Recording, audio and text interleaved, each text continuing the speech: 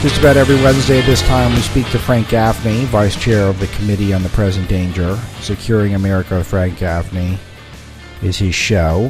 SecuringAmerica.tv to keep up with everything that he's doing. Frank Gaffney on Twitter, also other social media as well. Frank, in your Secure Freedom Minute, which is one of the things you put out every day, you write that the Biden administration has undergone an unparalleled effort to transform federal laws and agencies into instruments of domestic political repression, which is totally true. And the latest is this memorandum by Merrick Garland, which has commanded the DOJ and the FBI to treat parents who don't like boys in the girls' bathroom or mask mandates or critical race theory, that they're actually the problem with America at this moment. Is this unprecedented, or is this something that is really very precedented and we're just finally getting attuned to it? Do we not have Frank? I'm sorry, Alex. For the record, let me just say, Alex, that I didn't say that. That was James Sensenbrenner, a long time and I think highly regarded former member of the House of Representatives from Wisconsin, who really did a throwdown with the Biden administration in the Wall Street Journal, accusing it, as you said, of transforming federal laws and agencies into instruments of domestic political repression. And I think this is unprecedented. I mean, there have been, abuses in the past, to be sure. But what Sensenbrenner is calling out and urging response to is a systematic, really, I think, totalitarian agenda of the Biden-Harris administration. And what it's doing with respect to these particularly ridiculously described mothers and fathers in school boards in Northern Virginia and elsewhere as domestic terrorists is to try to conjure up a pretext. And Merrick Garland is the guy who's doing it in a formal memorandum, tasking the Justice Department, tasking the FBI to treat these people as potential domestic terrorists, to really enforce a silencing of individuals and a threat that if they dare even to show up at a school board, for heaven's sakes, that they may find themselves at the wrong end of, at the very least, surveillance and perhaps even prosecution by the federal government. That's outrageous. And so I really commend James Sensenbrenner, who, was, among other things, back in the day, the author of the Patriot Act, the principal sponsor of it in the House of Representatives, and who says very explicitly, wait a minute, don't use this law. It was specifically designed for foreign threats, and there are all kinds of safeguards built into it to protect against this kind of abuse. And he specifically calls, and if I could just read this, because I think it's really important, that the people who are currently in Congress must demand the immediate withdrawal of Merrick Garland's school board memorandum, bar the appropriation of funds to implement it, and directly challenge the administration's efforts to misuse federal laws to silence political opposition. And, in breaking the news and on this show and on the pages of Breitbart and other outlets, I know you get this silencing of political opposition as a leitmotif of what the Biden-Harris team is up to. And I think that this is a moment when they've so seriously overreached that every parent in the country and everybody who represents every parent in the country ought to now be demanding exactly the sorts of steps that Jim Sensenbrenner has called for.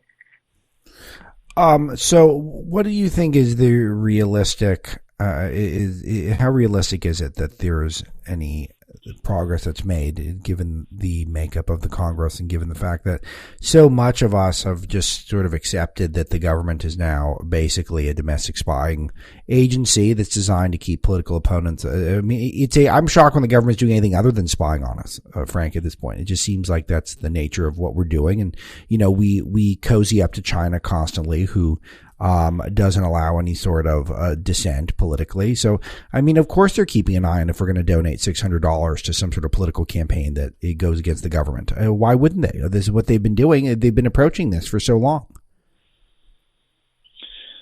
Well, if you go down that road, Alex, you will find yourself in a police state and you will be permanently silenced or worse. I think this is a moment when we still have a choice. And my hope is, using platforms like this, that we will hear the American people saying, wait a minute, this is actually unacceptable. This is not tolerable. And insisting that Democrats as well as Republicans in the Congress take corrective action. If Merrick Garland, and I just keep thinking to myself, Alex, thank God. I'm not a great fan of Mitch McConnell, I have to say, but thank God Mitch McConnell held the line on the effort by Barack Obama to get Merrick Garland on the Supreme Court. This guy has turned out to be a radical ideologue. And we were promised, no, he's a moderate. They'll be fine. Not so. His memorandum has to be withdrawn and or struck down in terms of the appropriation of any funds to implement it. And that has to be done right now, because you can bet this is a big step on a very slippery slope, and we're not going to like where the country winds up. You think it's bad now? We think it's bad now. It'll be much worse if we don't stop this. Yeah, it's you're right on all fronts here, and it is something that I always note, that the left wingers, Democrats in particular, but they're almost all interchangeable. So just because someone seems friendlier and kindlier, it doesn't mean that they're not going to do the exact same horrible stuff. And Merrick Garland would have been a total disaster on the Supreme Court. Even if he looks like your uncle. This is why I've taken to calling him the friendly fascist, because of Francis Collins, who I nicknamed the friendly fascist, the guy who's run the NIH, Frank, who said, you're supposed to wear a mask indoors with your own kids. He's leaving. And he lied about the Wuhan lab, so he's out. So yeah. I need. That's bad, but that's pretty small potatoes, Alex, compared to what Garland is up to. I agree with you. I don't know whether friendly is the right word. I mean, it may be there's a friendly face, but you're certainly right. The fascistic quality here is the thing that we have to be alarmed about and demanding corrective action on. I really do think this administration, you've been pointing out its current state in the polls. I don't know, you and I have talked about this in the past, I don't know that the administration will voluntarily do anything, but I think you're going to start seeing a lot of Democrats frantically panicking about the path that they're now being set on coming up on these elections, assuming they don't permanently steal the elections as they're trying to do with legislation that's pending in the Congress. But what I think there remains a very serious pressure point for the Democrats is those who are standing for re-election and who do not want to have to stand on Joe Biden's record as it is developing. And this particular issue with parents across this country being affected, I think is one of those tipping points. I hope it is. Yeah, I think so. But it's hard to know sometimes when you're in the first. This is one of the things that's kind of frustrating as we're in the first year of the sort of 4-year election cycle, where it just feels very, very bleak. I wish there was a more robust effort on the right to organize more protests and demonstrations, because they pop up sporadically, but it just seems like we're so poorly organized relative to the left on this stuff. The left would be having just be round the clock 24/7 protests in every one of these issues. What's happening in some of our school systems with the surveillance of $600 transactions, with the open border, and the next story is going to bring up with you, Frank, 1,000 Afghans being flown in the United States every day. Every day. You think we're vetting all of these people? We're not vetting all of these people. 1,000 of them a day, and they're not. We barely have time to even mention it. Mm-hmm. Alex, could I just linger on that last topic for one more second? I think it's Please no do. Accident, comrade, as the Soviets used to say, that you're not seeing much in the way of visible, organized public resistance.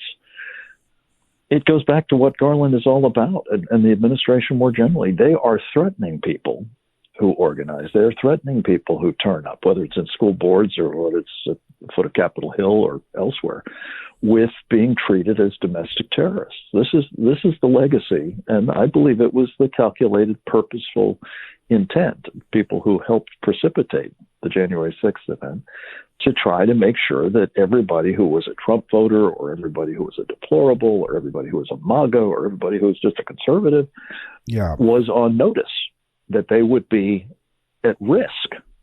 If, look at what they've done to these people who are in prison without charges in some cases. Now for months on end, some of them in solitary confinement. All of that is messaging. Don't even think about resistance. Resistance is futile. Now, to your question about Afghanistan, look, Alex, this is a ticking time bomb. We've got, I don't know what the last count is, something like 75,000 of these people here already, 1,000 more a day. You're talking about hundreds of thousands of people in the not too distant future, and very few of them actually would qualify to be in our country on the basis that they had some special status. The vast majority of them, it seems, have gotten out of Afghanistan simply because they forced their way onto planes. And we're now bringing them not only here and putting them on military bases, we're beginning to have these refugee agencies who we pay through the nose for this service to begin to deploy them all over America. We have no idea, in most cases, who these people are, what their agendas are, let alone what risks they may pose to our country. At a minimum, you have to just understand, and this is deemed impolitic in certain circles, but let's just say for the purpose of discussion that they're not violent jihadists, but they are imbued with and embrace and practice this Islamic doctrine called Sharia, which not all Muslims do, but most Afghans do. That is extraordinarily worrying because Sharia is the wellspring of jihad. It's what tells Muslims they are obliged to engage in jihad, and that's not just the personal struggle business, that's the violent kind. Every Afghan knows that is what is expected of them under this doctrine. And again, I'm not saying that they all will want to do that in our country, but even if it's just a handful, it took 19 people to bring us 9/11, for heaven's sake. So, and they were all Sharia supremacists, by the way. Alex, this is the problem. And I think it's terrifying, really, that there's been so little public attention to this, and the administration is simply blowing it through, as I think they intend to blow through the idea we're going to start sending foreign aid in large quantities to the Taliban, for heaven's sakes. This is really dangerous malfeasance, and it's not being called out as it should be. And we thank you for what you do to do that.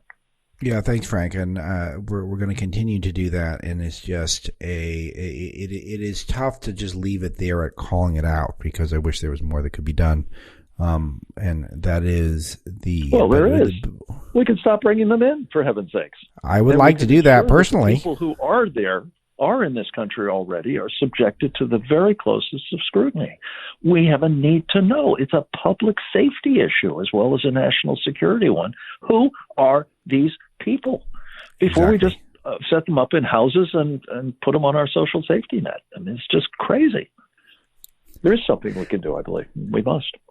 You're right on this. It's unbelievable, because I was going to bring up with you, Frank, this China cracking down on banks to purge capitalist influence in China, and it's just so apropos that we're now investigating people in the United States who have a $600 transaction. We're just emulating China now. By the way, Jack Ma surfaced, by the way. He's been gone for months and months and months. I don't know when the last time we saw him, but he's back, the Alibaba president, who was CEO, and he surfaced. And you'd be shocked to know this, Frank. He's now towing the party line for the communists. Yeah. He's a broken man. I mean, they've destroyed him, I think, both reputationally and in terms of his corporations, and they've made an example of him. And that's really what's going on here, Alex. Whatever form it takes, and whichever part of the economy or the capital markets or the business sector more generally that Xi Jinping, the dictator of China, is going after, it's all about power. It's about ensuring there's no threat to his control. It's about laying low people who have made fortunes and who might create rival power centers. It's about ensuring that the party runs all of these corporations and bends them to its will. And the question that we just have to ask ourselves, Alex, is, as this is going on, does anybody in their right mind really think it's a good idea for American investors to be pouring more money on top of what has been estimated to be some $3 trillion that has already gone down the rat hole there? We lost about $500 billion American investors have just in the past 5 or 6 months because of some of these machinations. But we have these masters of the universe, the Larry Finks of BlackRock, for example, the Steve Schwartzmans and the Ray Dalios and others who are incessantly insisting that our money, our pension funds, our index funds, our other investments have to go into China. Larry Fink wants to treble 3 times, multiply by 3 times the amount of money that's being invested on our behalf by him in China. This is lunacy. It's a formula for losing money, and it's a formula for giving still more of it to our mortal enemies, namely the Chinese Communist Party and Xi Jinping and its leadership. So this is a moment for, I think, a real stock taking, and the Biden administration is certainly not doing it. Wall Street is certainly not doing it. Congress has, in kind of fits and starts, been talking about it, but when the pressure mounts from Wall Street, they generally tend to recoil. It's time, I think, for American investors to be heard. Do they want this done with their money, both losing it and funding our enemies, or do they not? And if they don't, I would encourage every single one of your listeners to check out a colleague of mine, Kevin Freeman's terrific work at something called the National Security Investment Consultants Institute, NSIC.com, I believe it is. He has created a vehicle for training your financial advisors to make sure that they invest patriotically. Your money, not invested in our enemies. And it's a very important initiative. It's time we start doing it en masse. Makes sense to me. Frank Gaffney against securingamerica.tv. Biden had a meeting with the Taliban, or the Biden administration did, and they called it Candid and Professional. They are very excited to be partnering with the Taliban. Should we have high hopes for this scenario? It makes me want to puke, Alex. I have to tell you, to be a little graphic about it. Look, these guys have thrown in with one of the most odious terrorist organizations on the planet. And they're trying to present it as though it's a government, as though it's one that we can have confidence in, we can deal with like any other, trustworthy foreign interlocutor or partner. It's not so. And the only thing that prompts these conversations at all is that the Taliban expects to get paid. And heaven only knows how much. They've got, as you point out in a piece recently, billions of dollars frozen in assets, both in American banks and in other foreign accounts. And they're anxious to get that money on top of other taxpayer subventions that the Biden administration seems only too keen to provide them. For our part, we go through the motions of talking to them about terrorism and the importance of, controlling it there, and human rights, and, assuring the active participation in all sectors of society of women and girls. And the Taliban have nothing but contempt for us and expect that, whatever we say, they can ignore with impunity and they will get paid. They will get paid. And I personally think that this is one of the most serious indictments against this administration. And that list, as you said, is long, Alex, but it is one that will only bring us more grief. It's kind of like, leaving whatever the number was, $85 billion worth of arms for them to play with. It can only bring us grief, potentially a lot of it. Frank, I had one other one that I wanted to bring to your attention for today, and we're back in China for this one, is this Pentagon software chief resigning because we have no fighting chance against China in the AI wars. I'm generally not into this level of cynicism, but I'm not familiar with this person in any other context. A guy named Nicholas Chalin. But I'm sure you're aware of this story. What was your thoughts on it when you heard about it? Is it just whiny behavior, or is it as scary as you could consider it? Well, I don't know him. I don't know his quality in the terms of his performance or why he left exactly. But I do think the warning, look, I'm sure your audience is familiar enough with our conversations to know that I'm not exactly Little Miss Sunshine on a lot of things. And I think it's important that we speak truthfully to one another about things that are wrong. You can't fix things that are wrong if you don't talk about them and diagnose them properly. So I actually welcome this warning. I don't necessarily agree that, we're necessarily doomed to be uncompetitive in it, Alex. Specifically, he's talking about artificial intelligence, which is a field that has unbelievable implications for both civilian and military activities going forward. But we're on notice now that the Chinese have made dominance in that domain, and I think of it as a warfighting domain, cyber more generally, but AI specifically.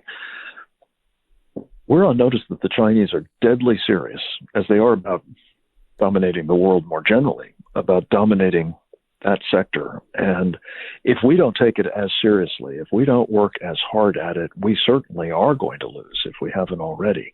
And here's one of the other things, Alex, and I talk about this a lot because it's infuriating to me.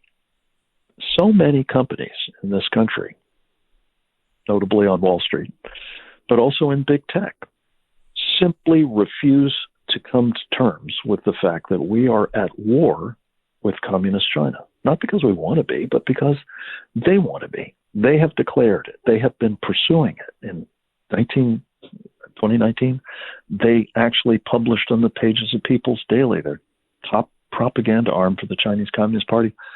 They're in a people's war with the United States. Back in 1999, two senior colonels of the People's Liberation Army published a doctrine called unrestricted warfare, which they said they have been using and are using and have since used very effectively against us. We're at war. If you, as Google, if you, as Facebook, if you, as any of the other big tech giants out in Silicon Valley or elsewhere, throw in with helping China amass greater and greater capabilities in the artificial intelligence domain, you are aiding and abetting the enemy. That is treason, the definition of treason. And we pretend that it's something else.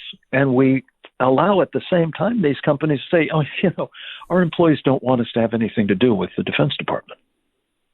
Well, I would argue that that compounds the treasonous activity that's going on here. And this guy is raising a warning, I think, because he has an idea of what the stakes are. Most of us don't. I think they're every bit as serious as he says they are. He may or may not be right that all is lost. I hope not. But if it's not going to be lost, we're going to have some very profound course corrections taken, both at the governmental level, Alex, and at the corporate ones. No, I think the corporate one is almost more interesting to me because it just seems like that's what's allowing all this to continue. Is that the corporations lobby the politicians are bankrolled by the corporations. The corporations are increasingly more focused on international business than anything remotely resembling American values, and thus they kowtow to China. That seems to be the math here that is underlying almost every one of these conversations we're having. One of the pieces that I don't need to point out to you is, on top of all of that, the media gives a complete blind eye to the sorts of things that are really wrong here. Which are increasingly owned by the corporations that want to do business in China or are already doing business in China. Exactly. Well, the companies themselves are, in many cases. You know, they're doing these advertisement supplements and so on, as you know.